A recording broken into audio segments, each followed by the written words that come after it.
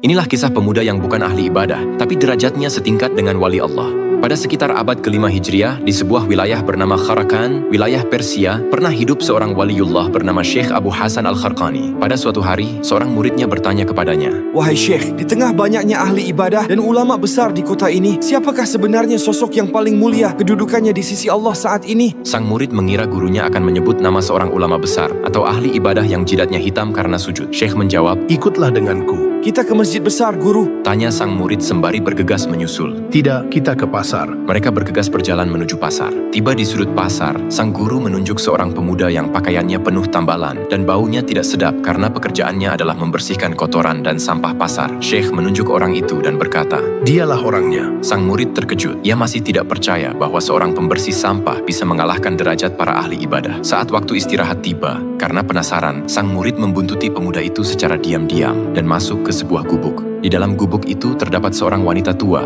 ibunya, yang buta, tuli, dan lumpuh. Dengan penuh keikhlasan, pemuda itu merawat ibunya, menyuapinya makanan dengan sangat perlahan, dan membisikkan kata-kata manis, meski ia tahu ibunya mungkin tidak mendengar dengan jelas. Setelah semua keperluan ibunya selesai, pemuda itu segera kembali ke pasar untuk melanjutkan pekerjaannya. Sementara di rumah, ibunya selalu berdoa, "Ya Allah, anakku ini telah merelakan masa mudanya untukku yang hina ini. Ia membersihkan kotoranku setiap hari tanpa mengeluh. Maka angkatlah derajat anakku ini hingga ia setingkat dengan para walimu yang paling agung." Melihat itu semua, sang murid dadanya sesak dan haru. Murid kembali kepada Syekh dan menceritakan semuanya. Syekh tersenyum tipis dan berkata, "Engkau melihatnya sekarang. Banyak orang mencari Tuhan di dalam masjid dengan dahi yang sujud, tetapi pemuda itu menemukan Tuhan di telapak kaki ibunya. Ia bukan menjadi mulia karena ilmu atau jikirnya yang panjang, melainkan karena doa ibunya yang menembus langit."